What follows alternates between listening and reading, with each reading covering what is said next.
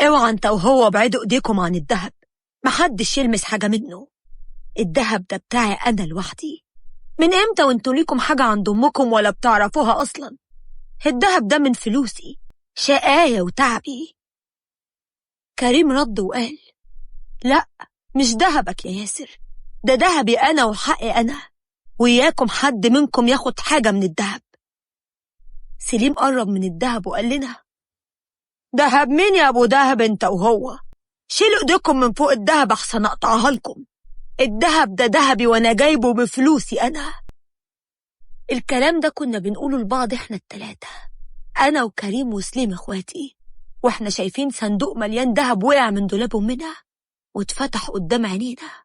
والغريبة ان اخواتي بمنتهى البجاحة بيقولوا ان الدهب ده بتاعهم. طب دهبهم منين وهم عارفين ان انا الوحيد صاحب الدهب ده؟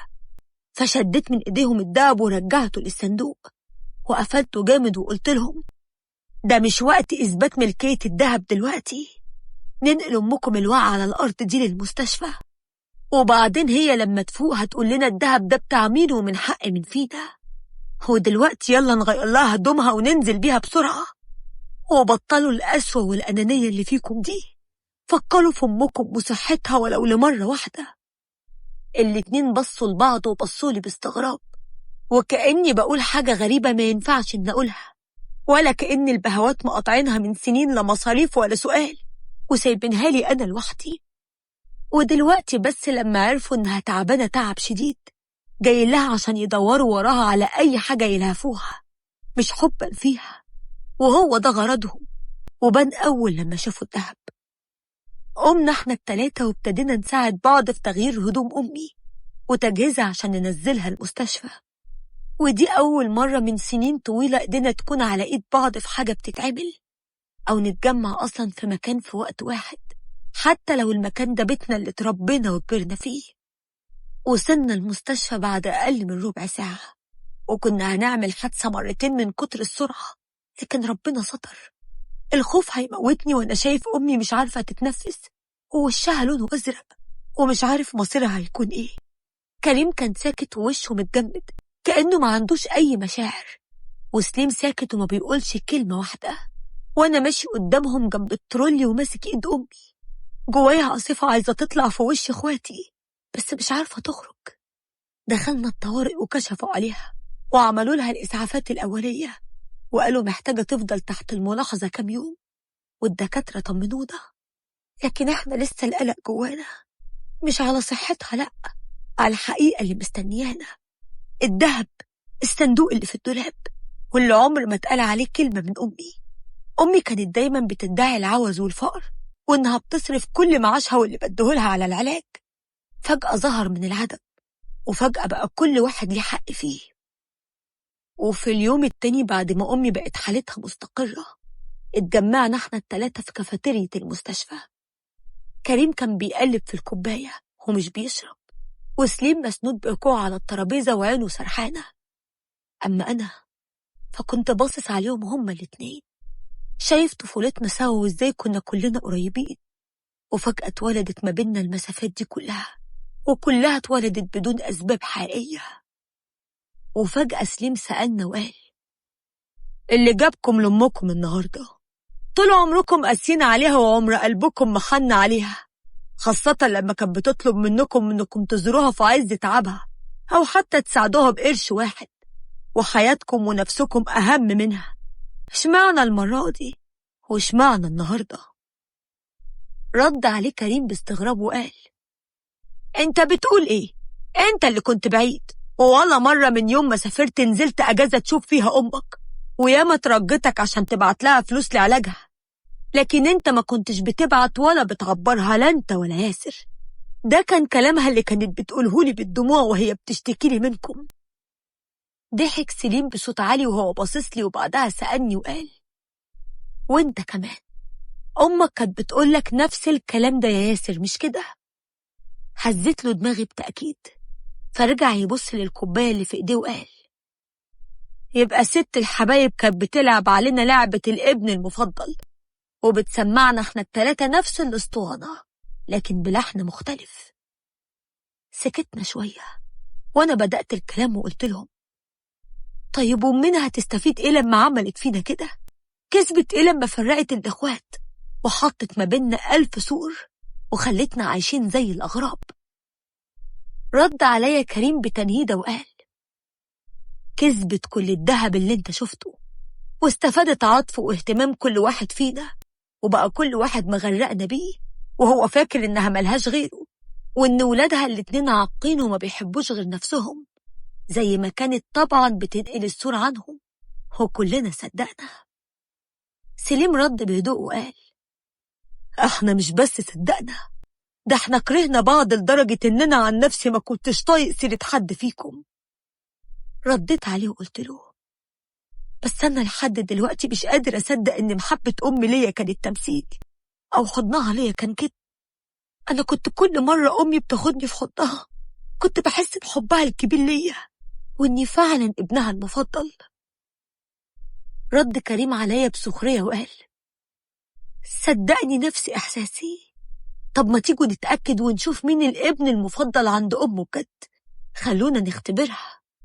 كل واحد فينا يروح لها لوحده ويحكي لها إنه محتاج، يطلب فلوس ويشوف رد فعلها، واللي هتفتح له الصندوق وتديله يبقى ساعتها هو الأقرب ليها والابن المفضل. ونتفرج من حبيب أمه بجد ومين كانت بتقوله اسطوانة حب منسوخة. واتفقنا كل واحد فينا هيروح لها لوحده ويطلب ويستنى الرد، وبعدها نسألها كلنا السؤال الأهم: ليه عملت فينا كده؟ وليه وهمت كل واحد فينا إن هو الأقرب ليها، وإن هو بس اللي قلبه نقي، وإخواته الاتنين حاقدين وبيتمنوا له وبيتمنوا لها الشر، وإنهم مش سند ولا عزوة؟ ليه خلقت المسافات بين الإخوات لدرجة إننا بنحس بالغربة في وجود بعض؟ استنينا لما حالتها استقرت خالص وقررنا ننفذ ورحنا لها المستشفى. دخلت عليها أنا أول واحد، وأنا حاسس إن التلميذ رايح يجيب نتيجة امتحان ومش ضامن نجاحه فيها. قربت منها ومسكت إيديها الباردة وبصيت جوه عينيها وقلت لها: أمي، مش انتي بتقولي إني أقرب حد ليكي في الدنيا وإن أحن واحد في إخواتي عليكي؟ طيب ابنك حبيبك وقع في مشكلة وعايز فلوس. أنا داخل مشروع مع واحد صاحبي وكنت محتاج مبلغ أكمل بيه لأن الفلوس ما كفتش، ومش هكدب عليكي المبلغ مش قليل ومش لاقي حد يسلفني. لقيتها سحبت إيديها مني بهدوء وقالت لي بكل ضعف: انت عارف أكيد غلاوتك عندي يا ياسر، وعارف إنك أغلى واحد في ولادي، وإنك لو طلبت عيني يا ابني ما تغلاش عليك. بس كمان عيب عليك تسألني السؤال ده وإنت أكتر واحد عارف ظروفي، وإن كل الفلوس اللي كنت بتبعتها لي كنت بصرفها على العلاج. هو كان في حد غيرك يعني بيبعت لي قرش عشان أصرف حاجة أو عين حاجة؟ ما انت عارف البير وغطاه. خرجت من عندها وأنا بجر في رجليا بخيبة أمل بحجم الكون، وبصيت لإخواتي اللي كانوا برا الباب مستنيني وسمعني وقلت لهم بكل حزن: للأسف ما طلعتش ابنها المفضل، ما طلعتش الغالي، وكل الأحضان كانت مزيفة. وتاني يوم كان الدور على سليم اللي دخل وقال لها: عاملة ايه يا ست الكل؟ أنا عارف إني مش وقته، بس مش لاقي حد أقرب لي منك عشان أشاركه همي وتعبي. أنا من فترة عملت حادثة وفي شاب بسببي حصلت له إعاقة ورافع عليا قضية، والمحكمة حكمت له بتعويض كبير، ويا الدفع يا الحبس يا أمي، وأنا مش عارف أعمل إيه. أمي سمعت كلامه ومفيش ولا عضلة من وشها اتحركت ولا بان عليها تأثير، وفي الآخر قالت له: يا ريت يا حبيبي كان معايا، ما كنتش بخلت عليك وكنت فادتك بروحي. انت عارف انك الحبيب الغالي، لكن ما باليد حيلة. شوف يا ابني حد يسلفك وبإذن الله هتفرج عليك وهتعرف تتصرف. ده انت الكبير واللي شايل الحمول، وانا عارفاك شاطر وقدها وقدود. خرج سليم من عندها بنفس مكسورة، وجيت دور على كريم واللي دخل زينا بأمل وخرج بنفس الخيبة. وعدوا كام يوم وخرجت أمنا من المستشفى، والأول مرة من سنين نخطط كلنا لزيارتها سوا عشان نحط النقط على الحروف ونسيب اللي جوانا يطلع بصوت واضح، صوت مش قابل للتأجيل. ودخلنا شقتها. كانت قاعدة على الكنبة القديمة في الصالة اللي بقالنا عمر ما اتجمعناش فيها. أول ما شافتنا كلنا حواليها كانت متفاجئة، كأنها حاسة إن احنا جايين نواجهها ومش بس نطمن عليها.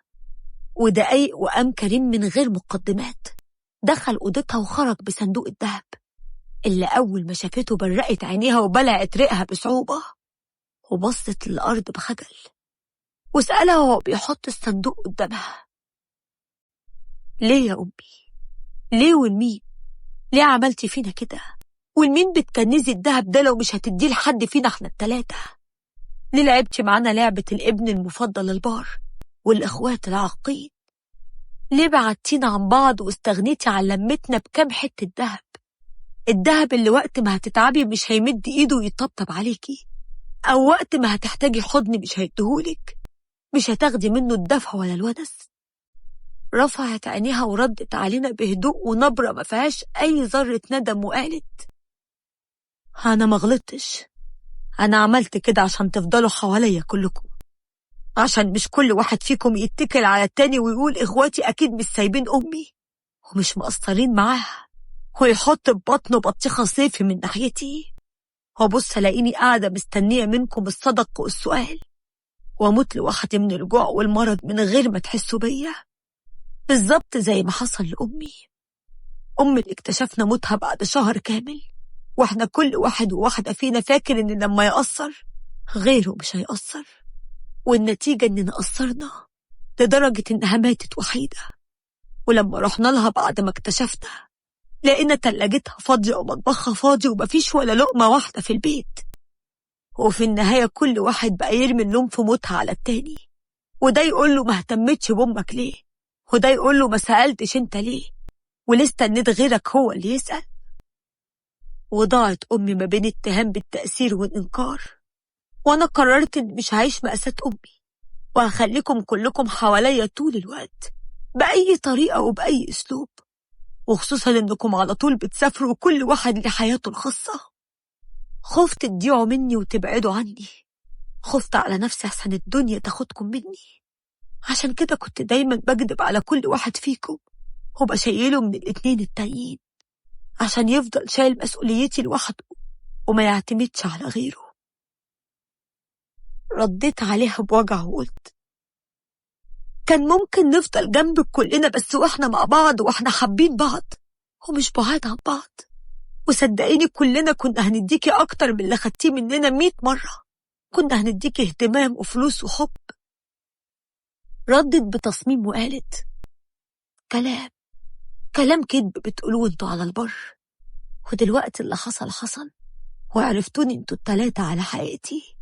دهبكم اهو قدامكم، قسموه عليكم بالتساوي، والباب قدامكم مفتوح، اتفضلوا اخرجوا منه وما ترجعوش تاني، سيبوني اموت لوحدي، سيبوني اموت نفس موتة امي. خرجنا يومها من البيت ورحنا على شقتي، ويومها اتكلمنا مع بعض كتير قوي عن حياتنا وعن اللي عمله كل واحد فينا من إنجاز لمستقبله، وكأننا بنتعرف على بعض من أول وجديد.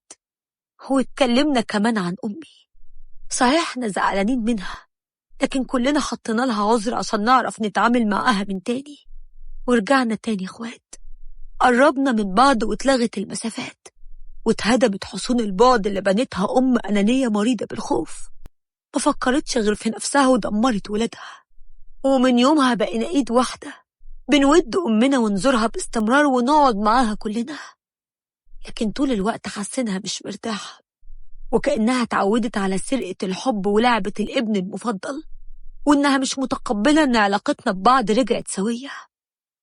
حقيقي لو حد حكالي إن في أم ممكن تعمل كده في ولادها أنا ما كنت صدقت، لكن للأسف أنا شفت ده وعشته، وعشان كده مش هستغرب أي حاجة تانية اسمعها، عشان أمي علمتنا إن الثوابت بتتغير وإن العلاقات ما بتفضلش على فطرتها السليمة.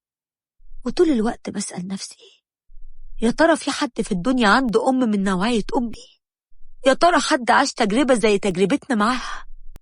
فقررت إن أحكي حكايتي، يمكن حد يكون مر بحاجة مشابهة يحكي لنا، أو عمل إيه وتصرف إزاي مع أمه لو عملت زي أمنا، أو حد دارس يقول لنا إيه الحالة النفسية اللي عندها بالظبط، وهل هي كانت واعية وقصدها هي بتعمل إيه، ويا ترى يحق لنا نحاسبها على اللي عملته، ولا أمي بقت من اللي جف عنهم القلم وملناش عليها حساب؟